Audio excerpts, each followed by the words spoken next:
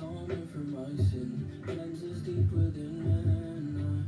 I know that you forgive all our righteousness, and it makes no sense to me why you die for your enemies.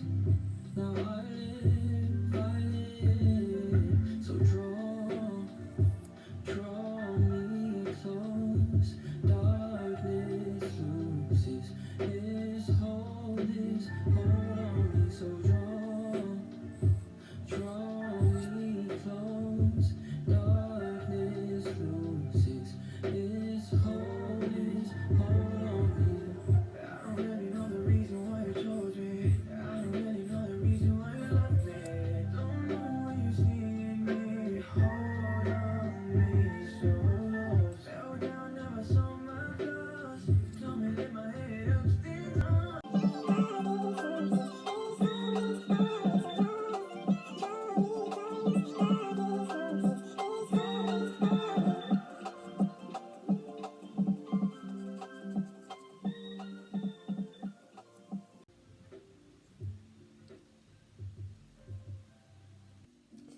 Hey guys, what's up? How are you doing?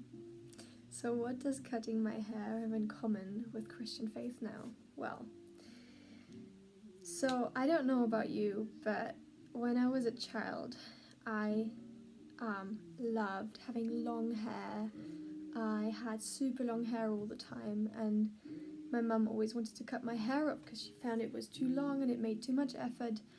And whenever she came into my room and said, right, now it's time to cut your hair off, I got crazy and I got really scared that I would look absolutely ugly afterwards, and started crying, and So until today, it's always quite a hard decision for me to cut off my long hair because, I'm a very superficial person and I love long hair.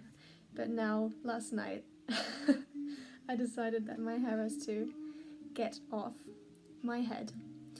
That wasn't the right expression. Anyway, so I felt like it was a pretty radical decision and a very courageous decision as well to take off my hair. I took off 30 centimeters of hair. And I really got reminded of how it was when I became a Christian. I had to be courageous and make a decision to go somewhere with the Lord. And I didn't know where I would go because I didn't know his plan. And I didn't know if he was the one he promised to be. I didn't know really anything about him, apart from that he had just shown himself to me for some time, and I was kind of at the point where I started to trust a little bit in him and to see kind of where he would go with me if I would follow him. Yes, cutting off my hair means my head feels so much lighter. Actually, starting a relationship with Jesus means you cut off the burdens of your old life and just let go of them, and you give them to the Lord and never take them back again, hopefully. Well, that's the best case. Some people struggle with that. I do too. I struggle with it. But yeah, there's grace and forgiveness, and the aim is to get rid of the burdens and the sinfulness of your own life, of your old life. Yes, that's the second thing. And the third thing is that following Jesus means being radical.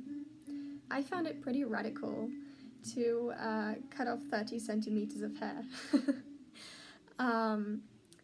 And it is very radical to follow Jesus. Following Jesus means you read his word and you will be shocked by his word. For instance, it says,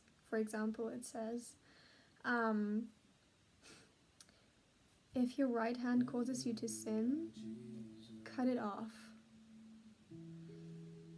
If your eye causes you to sin, you shall take it out. And that doesn't necessarily mean that if your hand causes you to sin, cut it off or take your eye out. It doesn't literally mean that.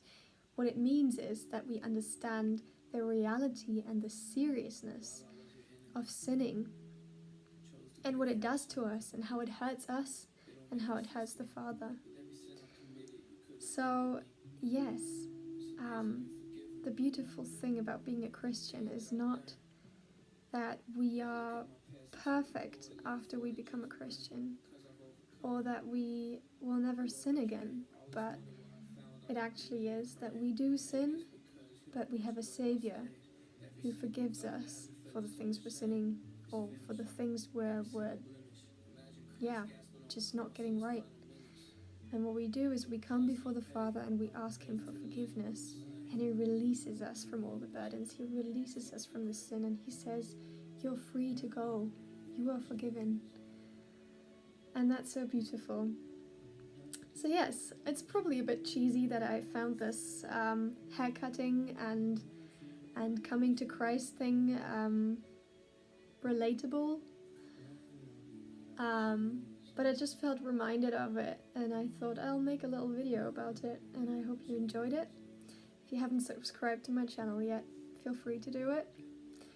Otherwise, yes, go in peace.